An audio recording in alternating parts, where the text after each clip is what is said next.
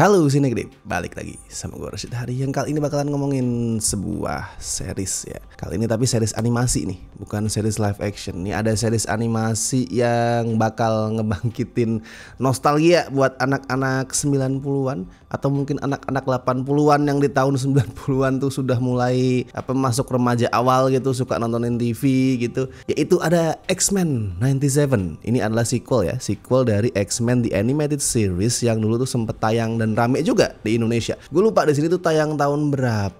Seingat gue tuh di RCTI nggak sih? Correct me if I'm wrong. Seingat gue tuh di RCTI. Gue lupa tahun berapa. Tapi kalau di Amrek tuh tayangnya 92 sampai 97. Ada 5 season gitu. Dan karena tamat tahun 97 itulah sequelnya ini dikasih judul X-Men 97, X-Men 97 ya. Karena ini adalah cerita yang ngelanjutin langsung ending dari animated series yang original itu. Dan ini ada di Disney Plus Hotstar ya.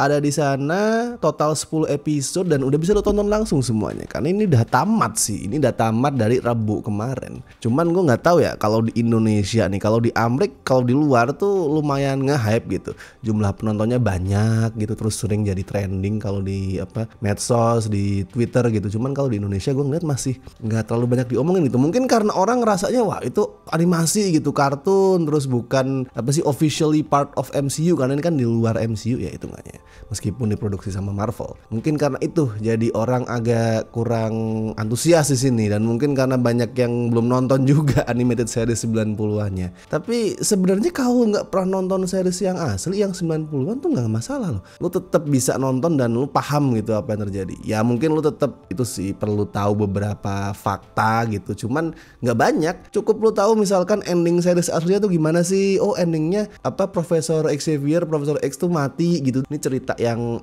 sama sekali terpisah gitu. Dan X-Men 97 ini ceritanya ngelanjutin langsung dari kematiannya Profesor X itu, di mana dia tuh ternyata ninggalin warisan yang nyerahin tim X-Men buat dipimpin sama Magneto. Nah dari situlah muncul banyak konflik ya. Ya konflik internal karena banyak member yang gak setuju dipimpin sama Magneto. Terus sampai konflik eksternal karena publik tuh gak percaya. Masa iya villain kayak Magneto yang dianggap teroris tuh mau mimpin X-Men gitu. Nah garis besar ceritanya sih segitu.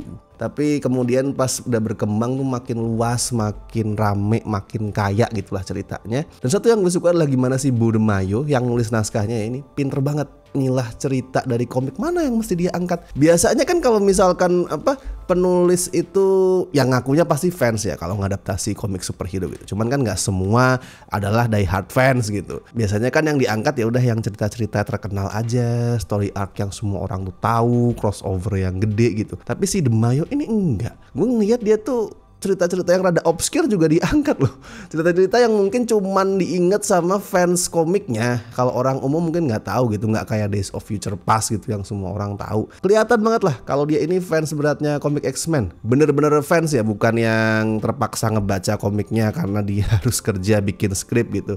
Tapi dia emang fans beratnya X-Men. Dan cara ngadaptasinya juga setia banget loh. Banyak banget di sini panel komik yang ikonik itu dia pindahin tuh ke animasinya. Yang bikin fans tuh anjir nih gue momen favorit gue di komik nih ada. Banyak banget di sini. Ya gue sendiri sebagai pembaca casual komik X-Men ya, gue bukan seorang yang berani nyebut diri gue sebagai die hard fans gitu. Gue nggak katam juga baca komik X-Men, cuman gue pembaca casual yang lumayan enjoy ngebaca X-Men. Gue aja cuman casual kayak gitu sering teriak-teriak loh, anjir ini kan part ini di komiknya, itu kan karakter si itu gitu. Gue nggak expect ada kemunculan beberapa hal itu. Jadi jelas lah X-Men 97 ini tribute buat X-Men dan fans X-Men yang juga dibuat sama fans X-Men gitu. Dari dan untuk dan oleh fans gitu lah. Dan tribute-nya bukan cuman khusus zone ke komik doang ya, tapi the whole X-Men franchise, termasuk gamenya juga. Kayak yang dilakuin di episode 4 itu pemain game jadul X-Men pasti girang nontonnya.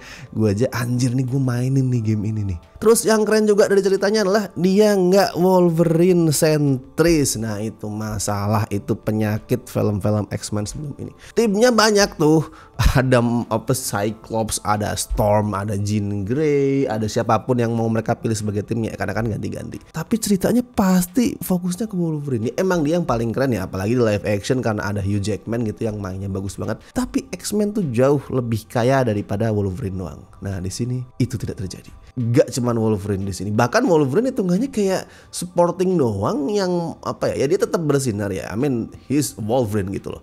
Pasti tetap keren, tapi hitungannya cuman sebagai karakter pendukung. Porsinya nggak banyak-banyak amat. Prediksi gue sih nanti porsinya baru gede di season 2 ya, pas ada Apocalypse dan kawan-kawan. Tapi sekarang nih mungkin karena besok tuh bakal jadi itu juga ya pemeran utama di Deadpool and Wolverine, jadi kayak dibatasin gitu. Kayak ya udahlah besok dia juga di film di layar lebar bakalan apa jadi fokus utama ya, sekarang jangan lu jadiin fokus utama. Nah itu keputusan tepat buat gue. Karakter-karakter lain jadi keren, jadi bersinar gitu. Jubilee nih yang bukan lagi itu cuman bocah yang doyan main kembang api, tapi beneran jadi member X-Men yang keren di sini. Terus ada Morph yang bisa berubah wujud ya, dan karena kemampuan dia bisa berubah wujud itu jadi kita sering dapat cameo-cameo yang unexpected. Banyak karakter yang lu pasti kenal, sampai Cyclops yang akhirnya beneran jadi leader keren. Ini sih yang gue sering ngeluh gitu di apa live actionnya. Cyclops tuh leader, the first X-Men, bener-bener penerusnya Xavier. Dia tuh badass, dia tuh keren dengan optic blast-nya, tapi kalau di live action jadi cupu gitu anjir. Tapi tidak ada karakter yang lebih di develop sama The Mayo daripada Magneto. Anjir gila, gue selalu suka sama karakter Magneto ya, tapi di series ini untuk pertama kalinya berani bilang kalau gue adalah fans Magneto gitu. Bener-bener dieksplor banget karakternya, dan menonjolnya Magneto juga ngasih warna yang beda buat ceritanya. X-Men di film lagi-lagi ya, karena yang banyak filmnya kan live action, itu filosofinya kan selalu Xavier sentris ya. Ya udah kita tuh harus berdamai dengan manusia, hidup apa rukun, walaupun manusia tuh sering bertindak semena-mena sama kita, ngebenci kita, kita terus rukun. Itu kan filosofinya, dan itu yang selalu digembar-gemborkan lah, yang selalu diangkat sama film-filmnya. Tapi di sini lo perhatiin deh, dibanding versi film, X-Men 97 ini kerasa lebih apa ya, gampangnya lebih radikal gitu dalam cara dia mandang isu diskriminasi. Karena kan ya semua tahu lah, diskriminasi yang diterima mutan ini sebenarnya simbol perwakilan dari diskriminasi di dunia nyata gitu.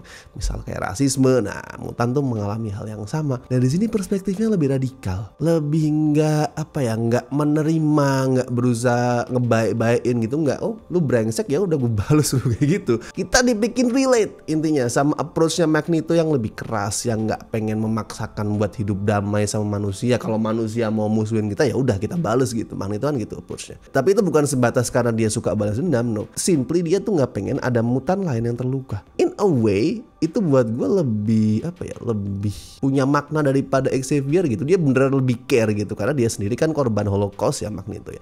Dia tahu rasanya umat dia itu di genocide, jadi korban genosida. Dia tahu kehilangan orang-orang tercinta tuh sakitnya gimana. Jadi gue bisa lebih relate sama Magneto, lebih keren nih orang. Ya coba deh lu lihat pas ceritanya tuh masuk ke setting Genosha. Genosha itu adalah tempat di mana mutant tuh bisa hidup damai lah. Mereka tuh udah hidup damai, nggak gangguin manusia, punya negerinya sendiri.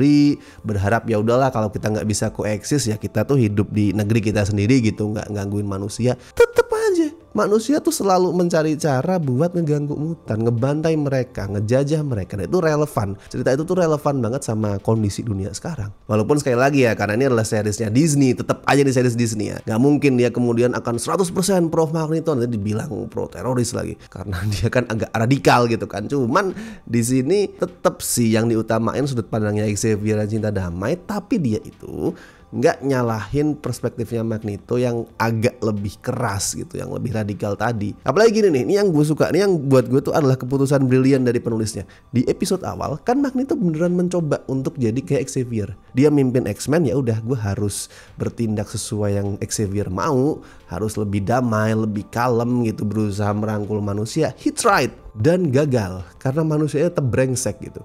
Itu adalah keputusan yang pintar dari penulisnya. Karena dengan gini gak akan ada penonton yang ngerasa ya Magneto ini tetap aja dasar orang emosian, apa dia itu radikal, atau dia itu gak mau melihat sudut pandangnya lain. No, dia nyoba. Xavier gak pernah nyoba sudut pandangnya Magneto. Coba lu lihat kapan Xavier nyoba sudut pandangnya Magneto. Dia gak pernah. Dia stick dengan pendapat dia bahwa kita harus damai. Magneto no, dia udah pernah nyoba sudut pandangnya Xavier. Dia mengesampingkan sisi dia yang lebih radikal, nyoba oke, demi teman gue harus mengubah pola pikir gue gitu. Dan buat gue itu udah ngebikin karakter Magneto lebih bagus daripada Xavier. Ya kalau kekurangan dari series ini mungkin di pacing sih. Kadang gue ngerasa tempo ceritanya buru-buru banget gitu, cepet cepet banget. Which is sebenarnya wajar karena dia tuh cuman dikasih waktu yang pendek, cuman 10 episode, per episode cuman sekitar 25 menitan lah kalau nggak ngitung kredit. Yang sampai 40 menit tuh cuman episode terakhirnya doang. Saya cuman 20 sampai 25 menit. Jadi kayak emang waktu yang dikasih pendek banget. Misalkan harus buru-buru terus ngerangkum story arc yang banyak di waktu yang singkat itu, gue bisa memaklumi sebenarnya sih. Tapi at least di sisi lain naskahnya tuh jago itu loh, bikin dialog, bikin kalimat. Banyak kalimat yang ikonik di sini. Banyak kalimat yang viral juga kan di sini kan. Kalau misalkan lu merhatiin ongoing series ini di medsos, misal tuh pas si Jean Grey ngomong ke Storm, make them mind your weather sister. Terus Storm jawab, and make them weather your mind. Anjir, itu keren banget. Ya agak cheesy emang, tapi kan cocok. Ini kan adalah sequel dari animated series 90-an. Jadi kalau misalkan line-nya tuh agak overly dramatic, agak terlalu puitis, agak kayak cheesy gitu, wajar dan itu cocok sama bentuk seriesnya. Terus final battle-nya juga epic banget, semua member X-Men, even Jubilee ya kelihatan badass di situ. Gue anjir tepuk tangan, gue nonton finalnya, episode terakhirnya, klimaksnya tuh gue tepuk tangan. Sepanjang 10 episode gue berkali-kali tepuk tangan, men. Gila, keren banget ini. Mungkin ini akan kerasa lebih keren di saat lu tuh familiar sama source material X-Men ya. Tapi andaikan lu adalah awam pun lu akan enjoy nonton ini. Kalau skor buat X-Men 97, wah nih ya tadinya gue mau ngasih perfect score tapi kok kayak ya masih ada kekurangannya tetap. Jadi ya udahlah, gue kasih 9 dari 10. Setuju gue kalau ada yang bilang ini adalah salah satu adaptasi komik superhero terbaik sepanjang masa. Setuju. Dia bisa ngadaptasi banyak banget cerita di komiknya dengan setia, dengan keren, dan sangat relevan sekali lagi ya, isunya sama dunia sekarang. Jadi kalau misalkan lu masih takut nonton karena lu nggak pernah nonton animated series 90-nya, tonton. Lu akan paham. Sekali lagi, lu cukup perlu mungkin googling ending di animated seriesnya gimana, detailnya gimana, and that's it. Dan buat yang udah nonton silakan komen gimana review kalian, pendapat kalian soal series ini. Bisa beda sama gue, boleh, nggak harus sama, silakan tuliskan review kalian. Seperti biasa, kalau misalkan lu suka sama video ini, sama video-video Cinecrip, jangan lupa like, subscribe, dan buat yang pengen ngebantu kami untuk ngasih donasi seikhlasnya, ada berbagai cara. Ada lewat Super Thanks, ada lewat Saveria, dan ada juga lewat membership. Silahkan join sesuai dengan tier pilihan kalian. Thank you so much buat yang sampai sekarang masih setia join membership Cinecrip, termasuk teman-teman dari tier Besi dan La Familia ini. Thank you so much, kalian membantu keberlangsungan kami. Oke, kalau gitu gue Rashid Haris, sampai ketemu di review-review berikutnya.